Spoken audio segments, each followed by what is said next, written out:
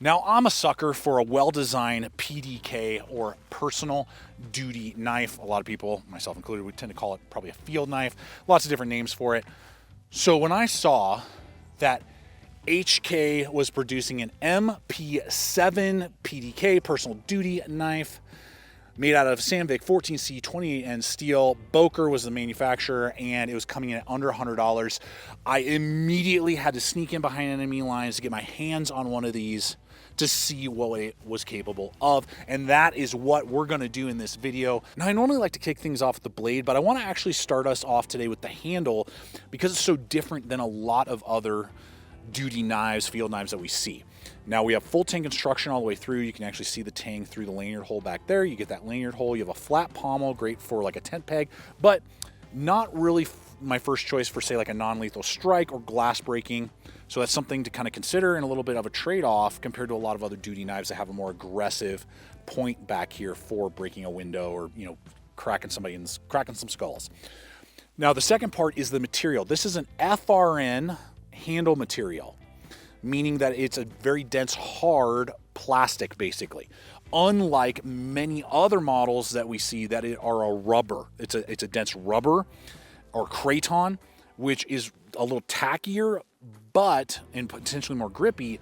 The trade-off is durability. Over time, what can tend to happen is that the crayons and rubbers can wear around the guard and tactile points for sheaths, meaning that they don't sit as well in the sheath over time as they once did, and potentially can pull away from the tang over long periods of time or extreme weather conditions. Very frigid conditions and then very hot can sometimes cause some issues. That's not going to happen with something like this. The trade-off is that it feels a lot more like you're holding onto like a Nalgene water bottle than, say, like something a little rubbery and that gives. Now, all the shoulders are perfectly rounded, contoured. They've actually done some stippling along the bottom and the top. It's very mild, but it does give you a little something to grab onto. And then you get these ribs along the side, and then the little, you know, HK and the PDK and MK, you know, telling you what the model is right there. So very low, you know, print, you know, it's not a billboard or anything like that. Fills out my hand with plenty of real estate, little gradual guard and a little bit of a bird beak, no jimping. So this is what I have found, is that this feels actually like more of a bushcraft knife. This is an ideal handle design for a bushcraft blade. Does not have excellent traction for tactical, hard-hitting, stabbing, piercing, prying, slashing, you know, your life depends on it type of stuff. It doesn't have really the traction and the grip or the deep guard that I would look for those type of applications. You can do it, but most of the other options that we're going to be running in today are better for that. It's great for grip and like carving for an hour, bushcrafting around a campsite, doing general utility, absolutely. But the guard, I feel like, needed to be a little bit more aggressive and a little bit deeper if they were going to go with this type of material to really give you the confidence to do a thrust in, you know, potentially a life and death situation. That's me, that's my mileage. Leave a comment below, particularly if you already have one of these, what you guys think of that. So excellent for really where probably a lot of us are going to be using it, just out here camping and, you know, backpacking and hiking. But I'll give it maybe like a 6 out of 10 when it actually comes to like tactile grip and capability to keep your hand in place when the seconds count. Now, you guys know it's a YouTube video, so I'm gonna invite you to like, subscribe, hit the bell icon so you can be notified every week when I put up new videos just like this, week in, week out. I'm doing 2 to 3 videos minimum every week, giving breakdowns to gear and equipment so you can make wise choices on whether or not it's the right tool to put into rotation or not. And that brings me back to their watches. I really wanted to step up my field watch game recently. I had my eye on this company for a while now, and then was able to partner with them and got my hand on not only the C5 tactical field watch, but the S3 field watch. Now, their S series brings a lot to the table with not only choices in a retro 36mm face size, but also a larger 40mm face size with Japanese quartz movement, a lockdown crown for guaranteed waterproof capability down to 100 meters, along with sapphire crystal, making it a lot more scratch resistant than cheap alternatives, while being compatible with various quick change wristbands, giving extra versatility, along with a 2-year warranty, and all of this for under 200 bucks. And then if you want to kick it up a notch, you can get the C series, which is going to include many of the features on the S series, but it's going to have solar power, meaning that battery changes are almost non-existent. And along with that Japanese solar movement, these are going to be assembled here in the United States, giving it a very unique designation that few watches can have. And that, along with a few other upgrades, make this an excellent option when you want to kick it up a notch.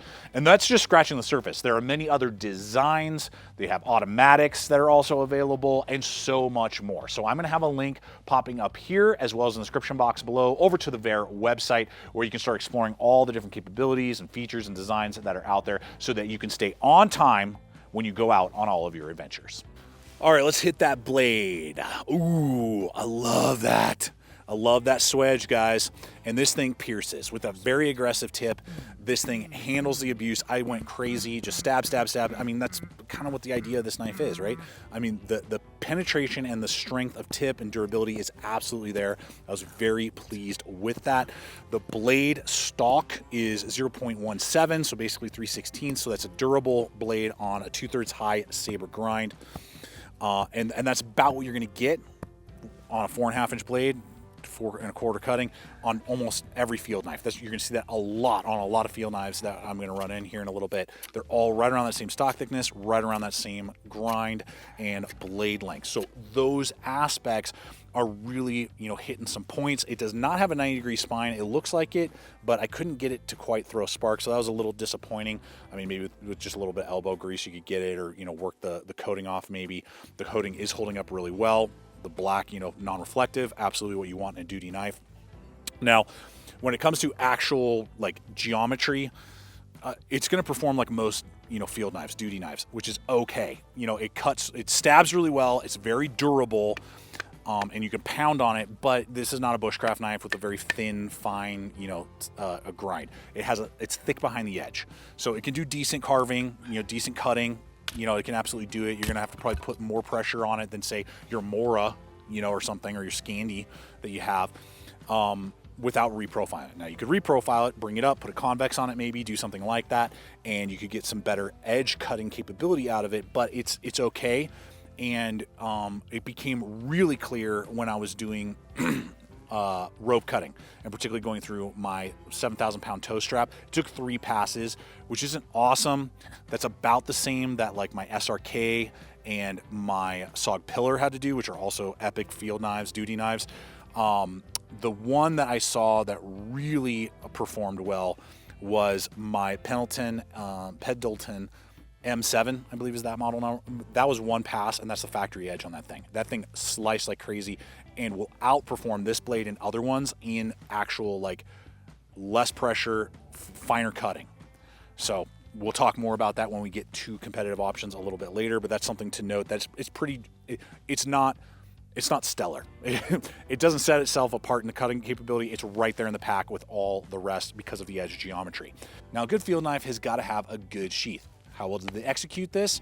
Well, I'm pretty impressed with some of the features as well as the fit of this. Not only do you have the lashing points for blade tech locks, molly locks, whatever you want to do, you have a thumb ramp right here, making it easy, no walk up to deploy the blade in a normal hammer grip. Reverse, same thing. Clicks into place, silent and deadly. And excellent tension there. So no complaints. Drainage hole.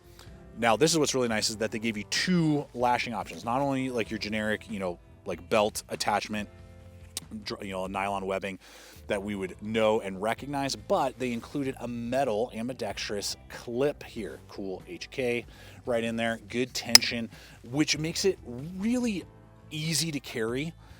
If you like carrying it in a less intense environment. You're not jumping out of an aircraft, and going into a combat zone. You're just using it on a camping trip, or even wanting to just carry it around town as an EDC, whatever, around your property, whatever it is.